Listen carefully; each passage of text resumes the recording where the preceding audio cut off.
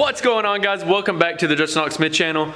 The truck is here behind us, and as you've seen from the title above, we're going to be starting on the sway bar links, which if you watched the last video, it was like 5 or 6 days ago. It's been almost a week since I made a video. Sorry about that, guys, but I have been super slammed busy. We're going to get back into the rhythm of trying to make a video, you know, every other day or every 2 or 3 days. But we should have a couple videos coming up very soon, and we're going to be doing another Rate Your Truck. I'm going to post part 2. I've already got it filmed and edited out. I just haven't posted it yet. So we're going to post it up here in a day or two. But anyway, so we're going to go ahead and get started on the sway bar links, and this will be a 2-part video because I haven't got gas for the welder, and I haven't even practiced with the welder any at all. So obviously I don't want to start welding yet, but we can go ahead. I literally haven't even washed this truck. I've sprayed it off with a pressure washer at like the local car wash, but I haven't really like foam cannoned it and washed it and cleaned the underneath and all of that, because I have a special video for you guys of reviewing the cheapest foam cannon on Amazon, and we're gonna find out if it's worth it. So just stay tuned for that video if you're wanting to get a foam cannon, or if you don't have a foam cannon already, or if you have a foam cannon and it's not working the best. Just wait on that video to come out, and we'll see if I can save you any money instead of going out here and buying a $60 to $120 foam cannon. Today's video is about building these sway bar links. And right here in front of me is pretty much everything that we need to build them. These bolts are for my shock tabs. So we're probably going to go ahead and throw those on as well. So don't pay any attention to these bolts. But anyway, right here is pretty much everything that we need except for the bungs and the tubes, which I will go get right now. So we've got a bunch of scrap metal over here that we're going to practice welding with, and then right here is our tubing that we're going to make the actual sway bar end links out of. And then right here is our weld-in bungs. So pretty much we've got our heim joints. These are our heim joints. They are 5/8 chromoly nylon Teflon coated on the inside. They're from Rough Stuff Specialties. Huge shout out to Rough Stuff Specialties. I bought all kinds of heims from them, and FFS, Far From Stock. I bought all kinds of heims from them as well.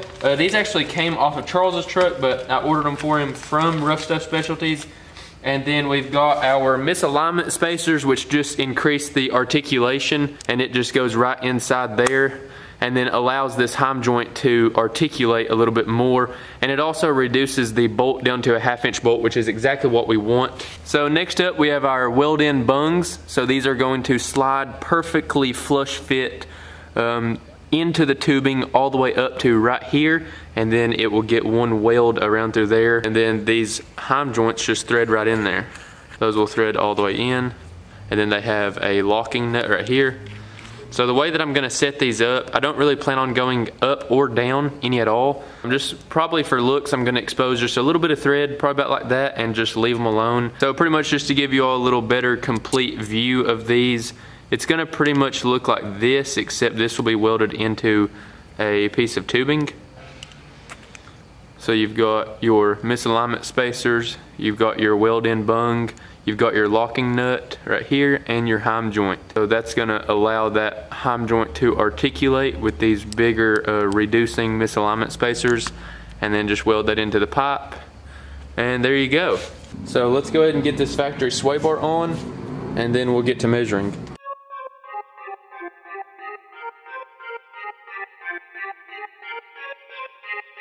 Alright guys, so we got one of the bolts in. Now we're just gonna go ahead and get this second one in.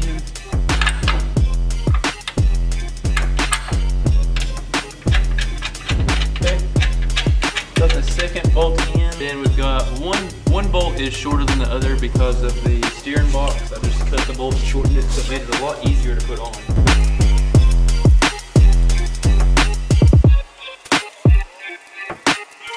So we got one of these bolts in on this side. One more to go.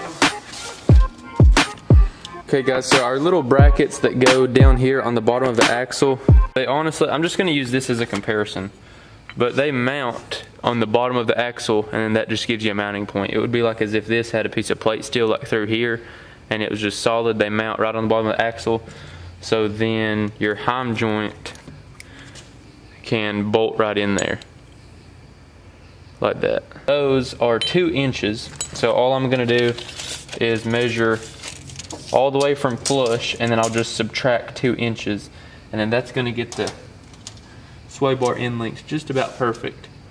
So I'm just gonna try to hold this up perfectly straight.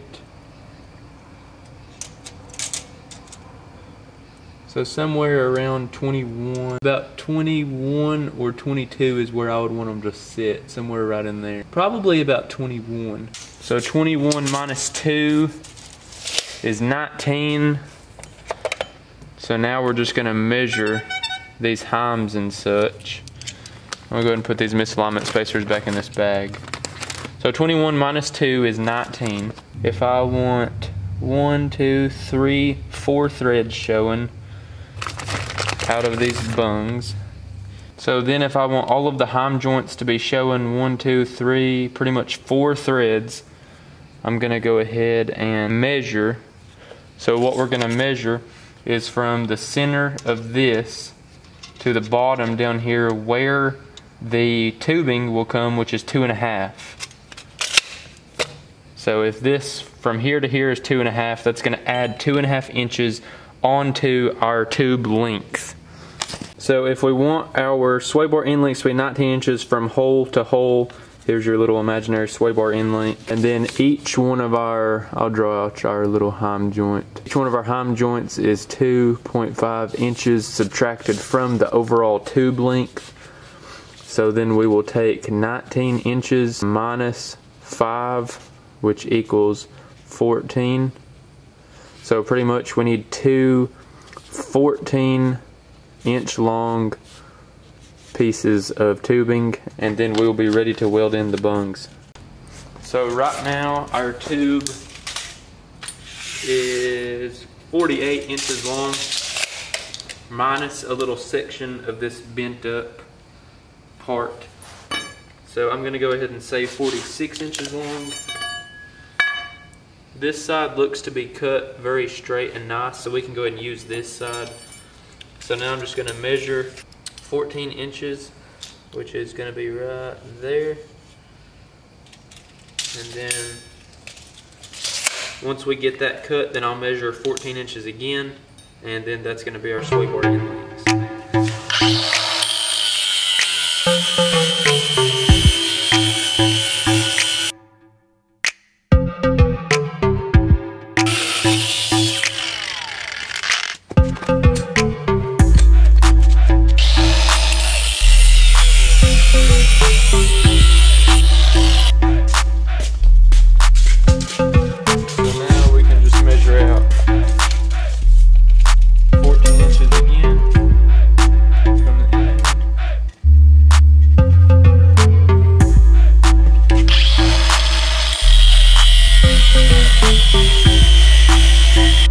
Got both of our sway bar end lengths cut out. I'm gonna go ahead and put them back in the bench vise and use a 80 grit flap disc on a grinder and just bevel these edges, like just rounding them and just smoothing them down. Then I'm gonna take a file and go in here just so the bungs fit perfectly tight and stuff. And if you have one of these Milwaukee grinders, I'm not sure if they make them for any, I guess this would work on any grinder, but check out these toolless interchangeable grid things. So that literally just flaps up and then you can spin that off. So then you don't have to have a tool to change your flap disc every time.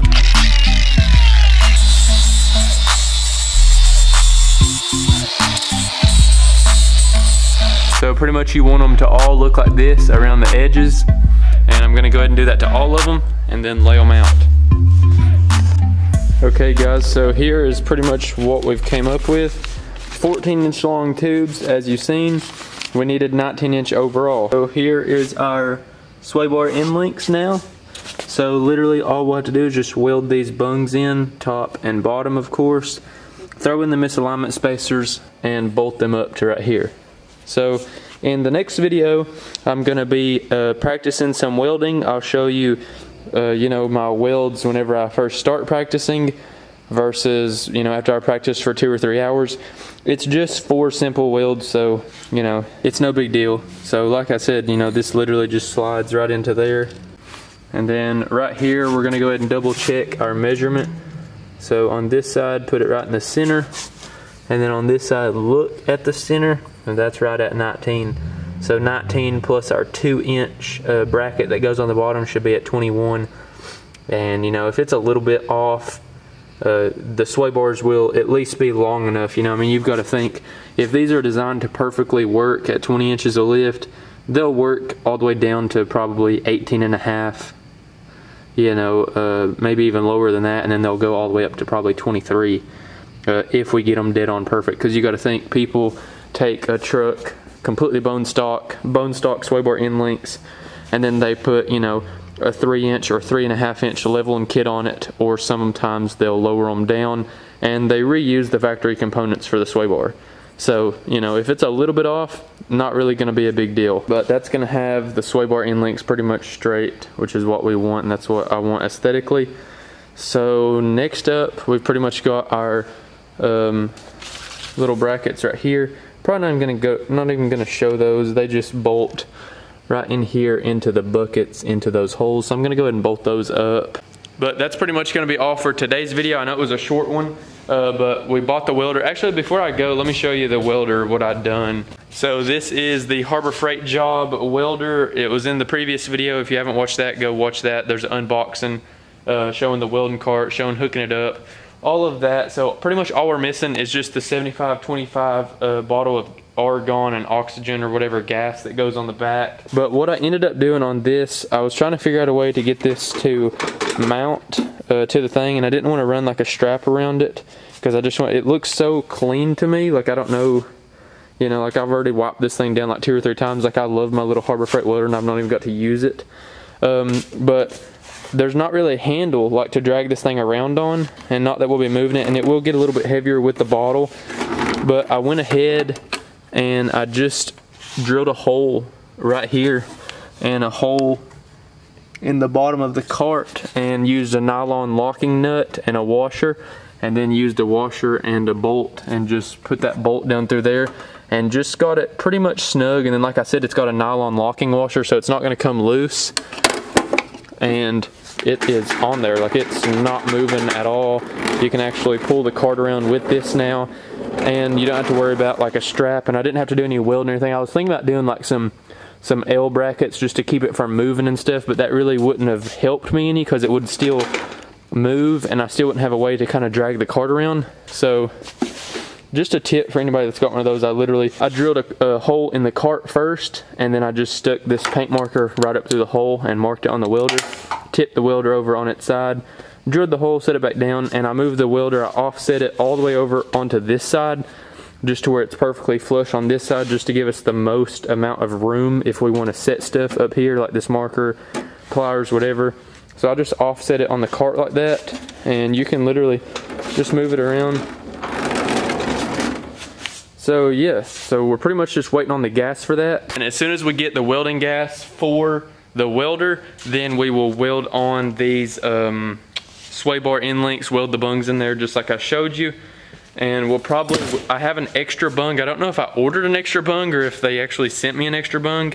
Either way, definitely gonna take this extra piece of tubing and weld one bung in here just to practice with, just to see kind of the fitment and all that. But yeah, it should be pretty fun. So be looking forward to another video coming this week, probably Friday or Saturday. So definitely be looking forward to that video coming later this week, getting these sway bars on. They won't be powdered or anything, but we've also got Summer Nights Cruise coming up this weekend, Saturday. Gonna try to make it out to that. If we can get the truck cleaned up and stuff, we will be out there. That's in Somerset, Kentucky. I don't know if any of my subscribers are over there. If you are, come up and say hey, holler at us, honk, whatever, cuss us out. All the above. Or if you want to follow along on the build, we've got 4-link in the rear coming soon, sometime next year. Steering stabilizer install videos, shock install videos. We're gonna be doing the motor, turbo injectors, all kinds of stuff here on the channel. So if you like what you're seeing, click that subscribe button down below. We've got merch coming very, very soon. I ordered a test shirt, so it should be in, and I'm gonna show that to you all and see what you all think about it. I've had a bunch of people asking. I made one t-shirt on like a little t-shirt app, and there was like all kinds of people messaging me like wanting one. So I went ahead and reached out to a screen printing company and got with their art department and designed a little something for you all. So appreciate the love. We're almost to 4,000 subscribers. And don't forget, follow me on TikTok as well. We're almost to 220,000 on there. Freaking blew up on there on TikTok. So huge shout out to everybody on TikTok as well. Some of you all watch my YouTube videos. But with that being said, I will see you on the next YouTube video. Always remember, everybody starts out as a nobody, and I will see you all in the next one. Peace.